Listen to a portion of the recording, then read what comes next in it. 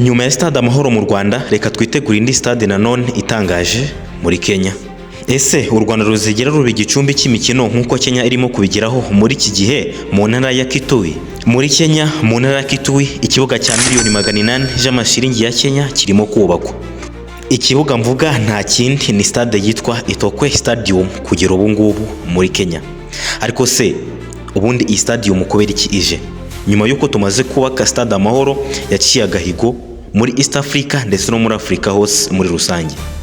Iri ni isomo Kenya igiye gutanga kuri twa abanyarwanda muri rusange ndetse no muri Afrika yose, kuko iyi stade henze noneho kuruta stade Amahoro twari dusanzwe tuzi nka stade yadukomye ikavugisha Afrika yose ururondogoro. Buri kibuga, buri stade yubakwa cyangwa se buri nyubako yose ifitanye isano n'imikino n'imyidagaduro, n'urufunguzo rw'ubukungu ndetse n'ubumwe ku baturage bazakoresha ibyo bikorwa remezo. Ese Kenya ibi bintu irimo gukora byaba guhangana cyangwa se kugerageza guhatana n'u Rwanda mu bijyanye no kubaka ibikorwa remezo by'imyidagaduro ndetse n'imikino muri Afrika?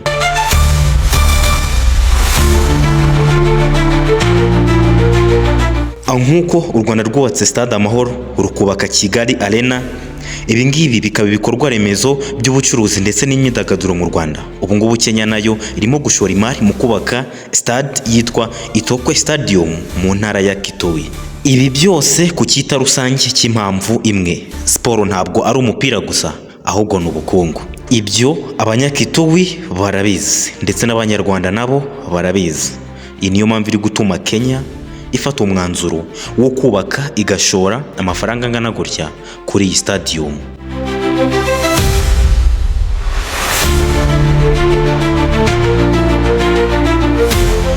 Umusaza wo muri Kitui yagize ati: twakundaga kureba Champions League kuri za televiziyo tureba uburyo abakinnyi bakina, ariko ntabwo twibwiraga cyangwa se ntabwo twiyumvishaga ko twazabona ikibuga cyacu nka bimwe tubona ku televiziyo muri Champions League.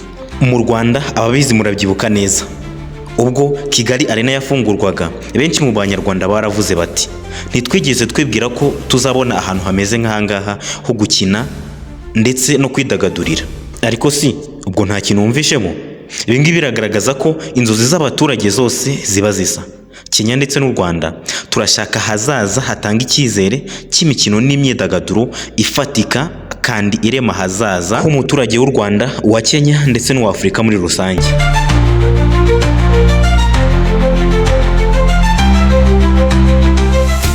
Ubu uri kwibaza ikihe kibazo? Ese cyaba ari iki? Itokwe Stadium ifite ubushobozi bwo kongera ubukungu bw'akarere ka Kitui. Mu Rwanda ibyo byarabaye. Kigali Arena yazanye amahoteli menshi agiye atandukanye mu Rwanda, ubucuruzi bushya na ba mukerarugendo baje kureba imikino n'ibitaramo bibera muri iriya nzu.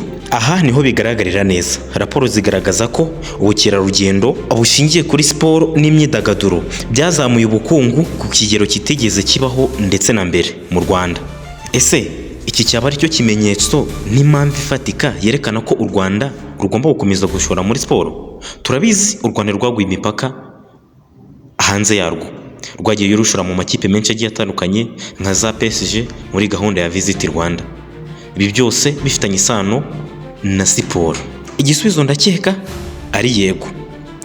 Ni nayo mpamvu u Rwanda mu myaka myinshi iri imbere rugiye gukomeza gushyira imbaraga mu gushora ndetse no kwagura ishoramari rishingiye kuri siporo ndetse n'imyidagaduro.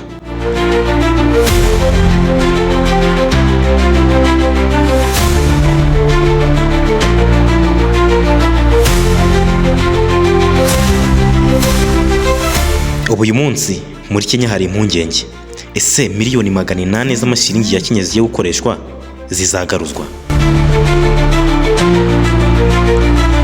Mu Rwanda buri gihe iyo hajyaho umushinga uremereye nk'uyu nguyu, ikibazo kiba kimwe: ese koko amafaranga y'abaturage arimo gukoreshwa mu mucyo?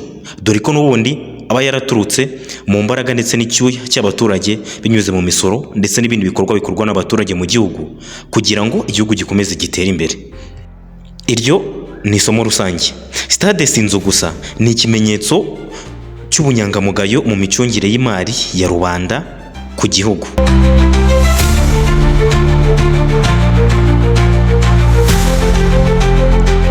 Siporo ni isoko y'akazi muri rusange. Mu Rwanda amarushanwa nka CHAN yo mu 2016 yatumye igihugu cyinjiza miliyoni nyinshi binyuze mu bukerarugendo ndetse n'ubucuruzi. Kenya nayo ibona ko Itokwe Stadium izazana imikino myinshi igitandukanye nka CAF, Sekafa ndetse na FIFA. Abanyarwanda twakwigira kuri ibi tugakomeza gushora muri stade nshya imikino mpuzamahanga n'ubukerarugendo bushingiye kuri sport. Reka dusubire inyuma gato ku mucuruzi wo muri Kitui. Itokwe Stadium ikaba ari nk'isoko ry'ubucuruzi bushya ku banyakitui b'abacuruzi. Ku mubyeyi w'i Kigali Arena yaduhaye amahirwe yo kubona akazi, none ubu tubayeho neza. Ku mutozo w'Amavubi, iyo ufite stade nziza icyo gihe uba ufite icyizere cyo kuzamura impano z'abana bato. Reka tunyure no ku musesenguzi ntabwo twamwibagirwa, ati siporo ntabwo ari entertainment gusa, ni ubukungu. U Rwanda na Kenya birabizi neza rwose cyane. Ibyo twigeze no kubivuga kare, uracyabyibuka neza.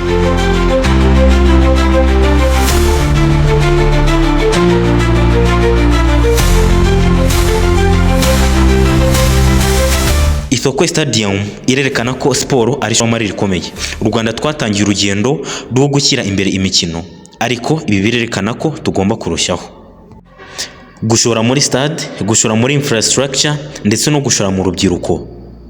Ni ugushora mu hazaza h'igihugu. Siporo ni urufunguzo rw'ubumwe ndetse n'ubukungu. Abanyarwanda dukwiye kubyigira kuri Kenya tukarushaho kubaka igihugu gifite imbaraga.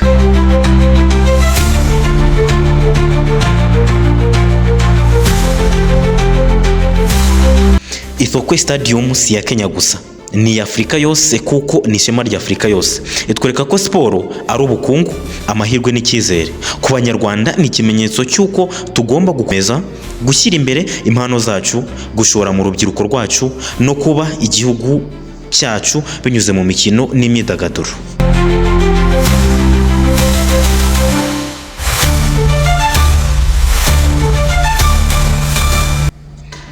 Ese u Rwanda ruzaba imbere mu bukerarugendo bushingiye kuri siporo cyangwa ruzasigara inyuma?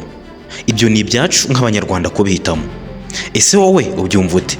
Andika muri komenti utubwire, ese u Rwanda ugereranije aho ruri naho rwavuye bishingiye kuri siporo ndetse n'imyidagaduro, ubu ngubu urabona rumaze kugera?